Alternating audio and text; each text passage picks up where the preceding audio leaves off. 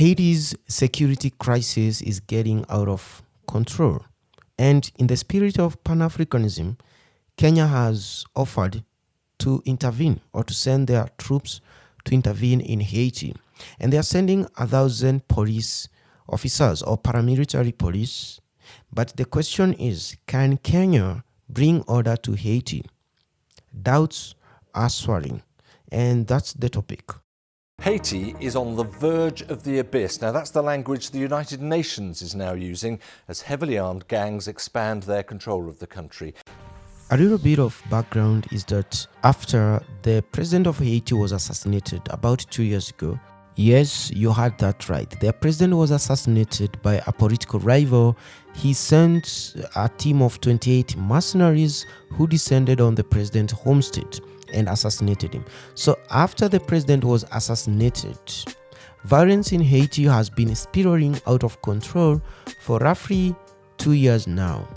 And then there is another grim event to this, the vigilantes. And particularly there's this evangelical pastor and his followers who have formed a vigilante group, and this vigilante is protesting the violence there. And one of the armed gangs basically retaliated and killed 30 members of that vigilante groups. And what followed is that the vigilante also retaliated, and it has been going on for a while now. And what you have today are barricades of these vigilantes and the gangs in the capital city, Port-au-Prince, fighting each other. And according to the locals, you find a lot of bodies in the streets. No one is coming to correct those bodies. And I'm going to read you one of the articles from a person who lives in Port-au-Prince describing the life there.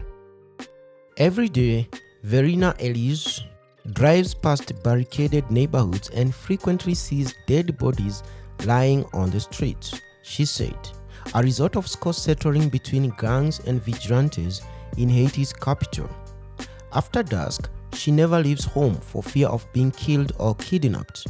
When her 8-year-old daughter got sick one evening, she said that the family waited until morning to get her medical care, since driving to a hospital was out of the question. Now you get the picture of how dangerous and lawless Haiti is.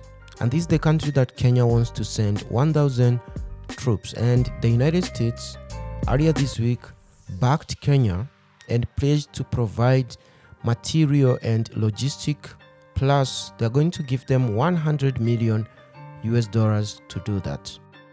And before the Kenyan force even secures the approval it needs from the United Nations Security Council for this mission, the scale of Haiti's crisis is raising doubts about what the Kenyans can accomplish.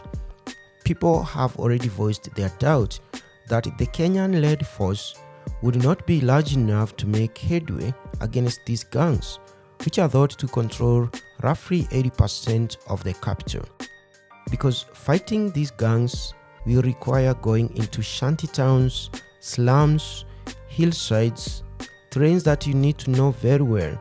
And I doubt whether the Kenyans know this terrain. And then the issue of the language barrier. In Haiti, they speak Creole and French, and the Kenyans speak English, so they don't speak the Creole. That's another obstacle for the Kenyans.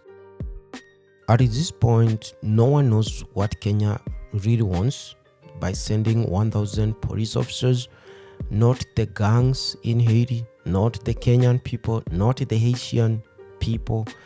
Basically, everyone is just asking the same question. What are they trying to do with 1,000 troops? Is it because they were chasing this money from the United States or the United Nations Security Council money? Because any plan to send a force fewer than 5,000 will just fail. And this actually compares to the 1994 intervention force led by the United States of 21,000 troops, and another force led by Brazil about a decade later that numbered 13,000 at its peak. And this one also failed to bring peace to Haiti. And so far, the United States and Brazil, the two largest countries in the Americas, are reluctant to intervene with their own forces. So what is Kenya trying to achieve? Kindly go to the comment section below and let us discuss what is Kenya trying to achieve.